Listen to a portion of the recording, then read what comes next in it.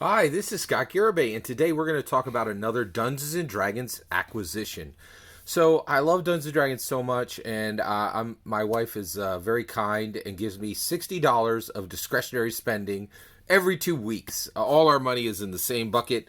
There's no plan B for me and my wife, and that's why we've been married for 30 years. So I stay on my budget, man. Like I only get $60 every 2 weeks, and generally I spend that on Dungeons and Dragons. Well, the problem is with Dungeons and Dragons, what's there to buy, right?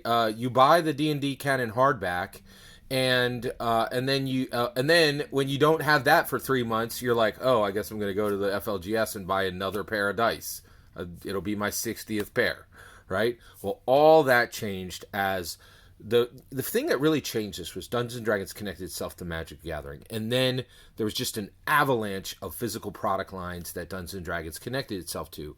So Dungeons and Dragons has connected itself to Funko Pop, to Lego, to Magic the Gathering. That's the triple beam, baby. That every single one of those, connects Dungeons and Dragons to 1,000 worlds, quite literally.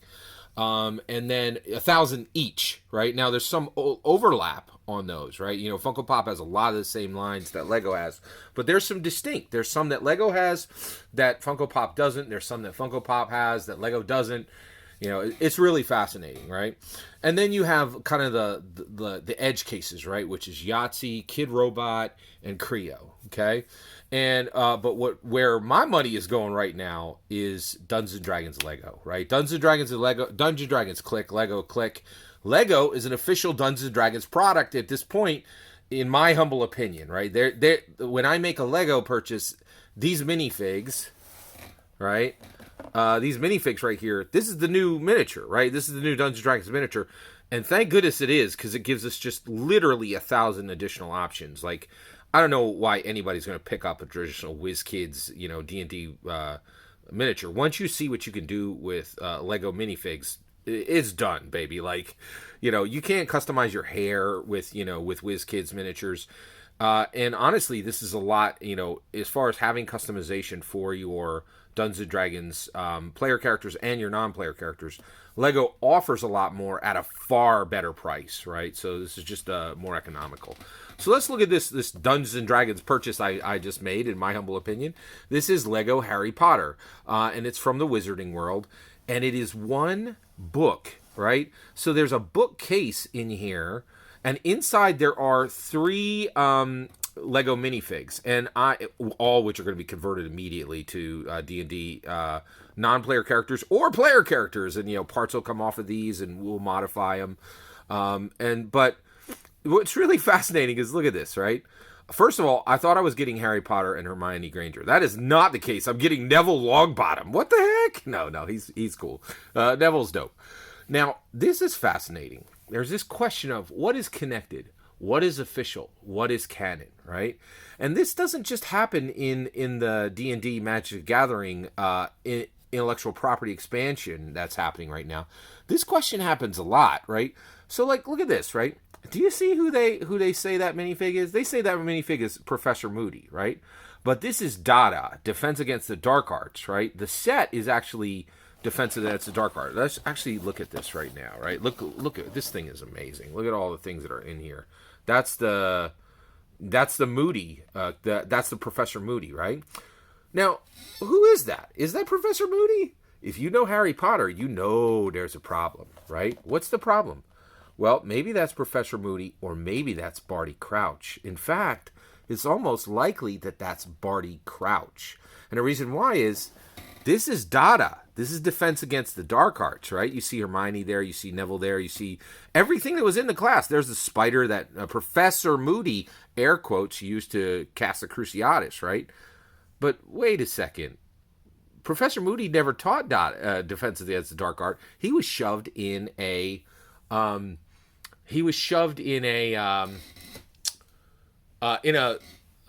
wasn't a closet. It was a trunk. It was a deep trunk, and he was being held prisoner by Barty Crouch, who was doing the bidding of Voldemort, right? Oh, not supposed to say his name. But here's the thing. Any actual Harry Potter fan that looks at this set is going to go, that's Barty Crouch. Any muggle, right, who like maybe saw the movies once, right, is going to go, oh, it's Professor Moody, right? And this is what I'm trying to get at with Dungeons & Dragons. Like, if you're on this channel, you're headed in the right direction, and you're looking at Dungeons and Dragons as a deep way. But the reality is, lore is complicated, right? And so that's not like, if you know Harry Potter, you know that ain't Professor Moody. It says it on the front of the box, but you know, if Neville Longbottom and Hermione Granger are standing in the Dada class and they're actively learning, that's Barty Crouch, right? So, and the fact that I'm having this conversation with you, my Dungeons and Dragons peeps, oh my gosh, does it make me happy. I am so thrilled. This is the best D&D connection that's ever been made. And so the reality is, but one thing is, take a look at this, right? This is set, and I haven't even unsealed this. And I'm going to try with my Dungeons and Dragons acquisitions.